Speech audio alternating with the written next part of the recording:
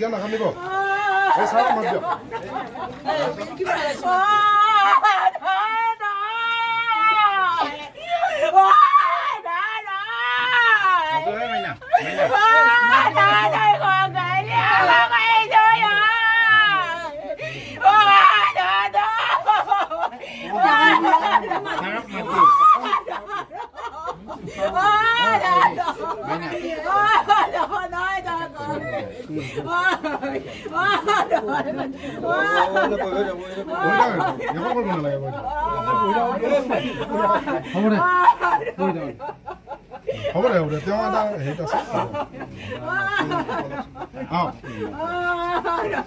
প্ৰয়াত আমাৰ ধনমণি ডেকাৰ যিটো মৃত্যু হ'ল বাঘৰ আক্ৰমণত, অতি সঁচাকৈ এটা মৰ্মান্তিক ঘটনা। কাৰণ ইমান দিন তেওঁ এজন ভাল দক্ষ কৰ্মী হিচাপে বন সুৰক্ষাত লাগি আছিল, আৰু বিশেষকৈ আমাৰ ৱাইল্ড লাইফৰ ক্ষেত্ৰত। আৰু তেখেতে মাজত ঢিঙত যিটো বাঘ ওলাইছিল তাতো তেখেতে দিনেই নিশাই কাম কৰিছিল, আৰু কৰি আল্টিমেটলি বাঘটোক তেওঁলোকে সকলোৰে মিলিত প্ৰচেষ্টাত তেওঁলোকে কৰায়ত্ব কৰিছে। আৰু আমাৰ যিখন ওৰাং অভয়াৰণ্য, এইখনত বাঘৰ সংখ্যাটো বাঢ়িছে, প্ৰায় 26টা বাঘ আছে। গতিকে মাটিকালি আছে প্ৰায় 75 স্কুৱেৰ কিলোমিটাৰ। গতিকে তাত বাঘৰ ডেঞ্চিটিটো বহুত বেছি আছে, বা বাঘৰ সংখ্যাটো বেছি আছে। গতিকে সেইকাৰণে কি হৈছে, এটা দুৰ্ঘটনা বুলি ক'ব লাগিব। একচুৱেলি ইমান দিন তেনেকুৱা ধৰণৰ ঘটনাটো সংঘটিত হোৱা নাছিল, কিন্তু যি কি কাৰণতে নহওক এই ঘটনাটো সংঘটিত হ'ল। গতিকে আৰু সংঘটিত হৈ আমাৰ এজন ভাল বন সুৰক্ষাৰ ক্ষেত্ৰত, জীৱ জন্তু সুৰক্ষাৰ ক্ষেত্ৰত, ৱাইল্ড লাইফ সুৰক্ষাৰ ক্ষেত্ৰত আমাৰ ভাল কৰ্মী এগৰাকীক আমি হেৰুৱালোঁ। আৰু তেওঁৰ পত্নী আৰু তেখেতৰ পিতৃ মাতৃৰ লগত আমি কথা পাতিলোঁ, আৰু তেখেতসকলে কৈছে যে পাৰিলে এটা সংস্থান তেখেতসকলৰ ঘৰত দিব লাগে। গতিকে মই তেখেতৰ পত্নীক কৈছোঁ যে তেখেতে এখন দৰখাস্ত দিয়ক, আৰু আমাৰ বিধায়ক আমাৰ পৰমানন্দ ৰাজবংশী ডাঙৰীয়াৰ হাততে দিব কৈছোঁ। তেখেতে মোক দিব। দিয়াৰ পিছত মই এইটো আমাৰ মাননীয় মুখ্যমন্ত্ৰীৰ লগত মই কথা পাতিম, আৰু কথা পাতি কি কৰিব পৰা যায় আগন্তুক দিনত আপোনালোকে গম পাব। আৰ্থিক সাহায্যৰ ক্ষেত্ৰত কি ক'ব? আৰ্থিক সাহায্যৰ ক্ষেত্ৰত আমাৰ বন বিভাগৰ পৰা যিটো দিয়া যায়, ইনষ্টেণ্টলি আমি আৰ্থিক সাহায্য দিছোঁ, যিটো বন বিভাগৰ নৰ্মছ। আৰু আমাৰ তেতিয়া নাতে ডাঙৰীয়া ডিচি আছিল, মই তেখেতকো ফোন কৰিছিলোঁ। তো তেখেতেও পইচাখিনি ৰেডি কৰি ৰাখিছে, কিন্তু আমাৰ চাৰ্কুল অফিচাৰৰ পৰা যিখন কাগজ আহিবলৈ এইটো বেলেগ চাৰ্কুলত গুচি গ'ল। এতিয়া আমাৰ এই চাৰ্কুলত এতিয়া আহিছে। গতিকে সেইকাৰণে এই আমাৰ চাৰ্কুল অফিচাৰে আজিকালিৰ ভিতৰত দি দিব কাগজখন। দি দিয়াৰ লগে লগে ডিচিৰ ফালৰ পৰাও এটা আৰ্থিক সাহায্য তেখেতে পাব। স্থানীয় ৰাইজে দাবী উত্থাপন কৰিছে এই পথটি জৰাজীৰ্ণ কৈছে তেখেতসকলে। মই কাগজখন ধনমণিৰ নামত এইটো ধনমণি ডেকাৰ নামত উচৰ্গা কৰিব লাগে বুলি কৈছে।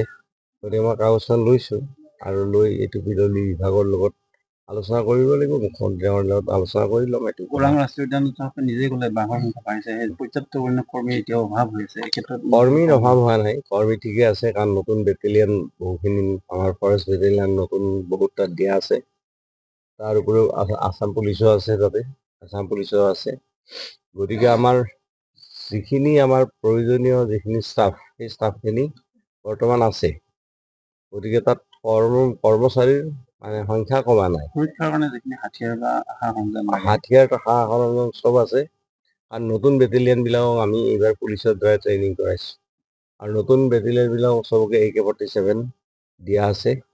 গতিকে অত্যাধুনিক তেওঁলোকক অস্ত্ৰ দিয়া আছে আৰু তেওঁলোকে ভালকৈ কাম কৰি আছে। ধনমনিৰ ঘটনাটো ঠিক কেনেকৈ সেই অৱস্থা হ'ল? দুজন কৰ্মী আছিল, মাত্ৰ হাতীয়াৰ এটা আছিল। নহয় সেইটো কথা নহয়, তেওঁলোকে গ্ৰুপ কৰি ঘূৰি ফুৰেতো, মানে দুজন বুলি নহয়, 4জনো ঘূৰে, কেতিয়াবা 2জনো ঘূৰে, কেতিয়াবা 10জনো একেলগে ঘূৰে।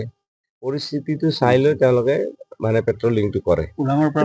বিভাগৰ গাফিলতিৰ কাৰণে বিভাগৰ গাফিলতি নহয়, কাৰণ তাতে যিকেইটা আমাৰ কৰ্মচাৰী আছে, তো তেওঁলোকে কেম্পৰ পৰা কি কৰে, তেওঁলোকে নিজে ডিউটি ভগাই লয় যে আমি 4জন এইফালে যাম, 4জন এইফালে যাম, 2জন আমি এইফালে যাম, কাৰণ তেওঁলোকৰ লগতো হাতিয়াৰ থাকেই।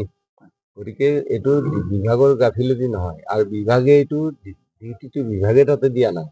সেই কেম্পত তেওঁলোকৰ এজন ইনচাৰ্জ থাকে, সেই কেম্পৰ পৰা তেওঁলোকে ডিউটিটো ভগাই লয়। যিটো বাঘৰ সংখ্যা বাঢ়িছে, গতিকে বাঘ স্থানান্তৰ কৰাৰ কথা এতিয়াই মই নকওঁ, কিন্তু একচুৱেলি বাঘ তাতে এতিয়া বাঢ়িছে, 26টা বাঘ এতিয়া হৈছে বৰ্তমান। আৰু ঢিঙত যিটো বাঘ ধৰা ওলাইছিল, এই বাঘটো আমাৰ ওৰাঙৰ পৰাই গৈছিল। গতিকে এতিয়া কথাটো হ'ল কি, স্থানান্তৰিত কৰাৰ কথাটো আজি মই নকওঁ, কিন্তু সেই কথাটো এটা বিবেচনাধীন হৈ আছে। ইতিমধ্যে বিধায়ক মহোদয় ইয়াৰ আগতে বিধায়ক মহোদয়ে কৈছিল যে যিটো বাঘে ধনমনি আক্ৰমণ কৰিছিল, সেইটো বাঘটো হত্যা কৰাৰ কথা নহয়, মানে সেইটো যিটো বাঘে মানে বাঘবিলাকৰ একচুৱেলি কি হয়, নিজৰ নিজৰ এটা ক্ষেত্ৰ থাকে। নিজৰ ক্ষেত্ৰখনত এটা বাঘক মিনিমাম 10 স্কোৱাৰ কিলোমিটাৰ এটা তেওঁৰ ক্ষেত্ৰ থাকে। সেই ক্ষেত্ৰখনত বেলেগ বাঘ থাকিব নহয়, অকল সেইজনে থাকিব, সেইটো বাঘেই থাকিব। গতিকে আমাৰ ইয়াত য'ত একচুৱেলি এখেতৰ ডেড বডিটো পোৱা হ'ল, তো সেই এৰিয়াটোত আমাৰ CC কেমেৰা লগোৱা আছে, আৰু CC কেমেৰা লগাই থকাৰ ফলত আমি তাতে বাঘ আমি 2-3টা বাঘ আমি লোকেট কৰিব পাৰিছোঁ। আৰু আজি মই আমাৰ DFO বৰুৱা ডাঙৰীয়াক কৈছোঁ, আমাৰ ওৰাঙৰ DFO, যে আমি আৰু কনফাৰ্ম কৰি ল'ব লাগে একচুৱেলি কোনটো বাঘে আক্ৰমণ কৰিছিল। কাৰণ যিটো বাঘে যিটো এৰিয়া তেওঁৰ ক্ষেত্ৰফল, যিটো ক্ষেত্ৰ তাত থাকে, সেই ক্ষেত্ৰত টেৰিটৰী যিটো বাঘটো, তো 10 স্কোৱাৰ কিলোমিটাৰ বেলেগ বাঘ নাথাকে, বাঘ এটাই থাকে। গতিকে সেই ক্ষেত্ৰত য'ত ডেড বডিটো পোৱা হৈছিলে, তো সেই তাতে একচুৱেলি কোনটো বাঘ পাৰ্মানেণ্টলি আছে, এইটো আমাৰ CC কেমেৰা লগোৱা আছে। আৰু CC কেমেৰাৰ জৰিয়তে সেইটো যদি আজি মই আমাৰ DFOক কৈ গৈছোঁ, এতিয়া DFO লাগি আছে, আৰু যদি আমি সেইটো আইডেণ্টিফাই কৰিব পাৰোঁ, তেতিয়াহ'লে হয়তো সেই বাঘটো আমি ওৰাঙত নাৰাখি সেই বাঘটো আমি কাজিৰঙালৈ আমাৰ কি কওঁ চিৰিয়াখানালৈকে আমি স্থানান্তৰিত কৰিম। পুনৰ ঘটনা এটা ঘটিছিল 18 চনত আৰু মৃত্যু হৈছিল আৰু চাকৰি পাইছিল পৰৱৰ্তী পৰ্যায়ত, সেই একেটা বাঘে হ'ব পাৰে এনেকুৱা কথা হৈছিল। সেইটো নাই, এইটোতো সৰু বেছি হয়তো এই বাঘ যিটো বাঘে আক্ৰমণ কৰা বুলি কৈছে, এইটো 4 বছৰমান বয়সীয়া বাঘ, তাৰমানে মাকৰ লগত 2টা পোৱালি আছে।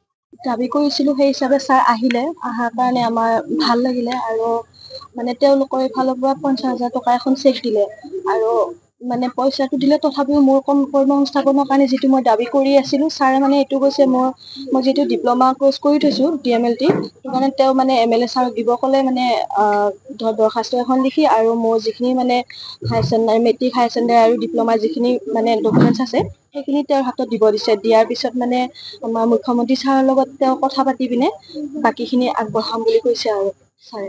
কি ক'ব আজি এই ক্ষেত্ৰত আকৌ পুনৰবাৰ মানে এতিয়া মই এইখিনি দিলোঁ, তাৰপিছত মানে ছাৰে যিহেতু কৈছে যিমানখিনি পাৰে তেওঁ চেষ্টা কৰিব বুলি, আৰু মোৰ সেইখিনি বিশ্বাস আছে ছাৰে সেইখিনি, কাৰণ মোৰ ভৱিষ্যতটো আৰু মোৰ ঘৰখন তেওঁ যিহেতু দেখাই পালে, মোৰ মাৰ অৱস্থাটো বা দেউতাৰ অৱস্থাটো, আৰু মোৰ ভৱিষ্যতে যিহেতু চলিব লাগিব, তেওঁ দেখাই পালে যিহেতু, সেইকাৰণে তেওঁৰ ওপৰত মোৰ সম্পূৰ্ণ বিশ্বাস আছে। আৰু মুখ্যমন্ত্ৰী ছাৰৰ ওপৰতো মোৰ সেইখিনি বিশ্বাস আৰু ভৰসা আছে, তেওঁ মোৰ মানে কৰ্ম সংস্থাপন এটা দিব বুলি। আৰ্থিক সাহায্যৰ ক্ষেত্ৰত কি ক'ব? আৰ্থিক সাহায্য এতিয়া আজি 50,000 টকা দিলে, আৰু ফৰেষ্টৰ ফালৰ পৰা মানে লেডিজ তেওঁলোকৰ সন্থাৰ পৰা দিলে, আৰু মানে এখন চাৰ্টিফিকেট ওলাব বাকী আছে, গোটেইখিনি ডকুমেণ্টছ হোৱাৰ পৰা আৰু কিবা কিবি ফাণ্ডৰ পৰা তেওঁলোকে দিব বুলি মানে কৈছে আৰু।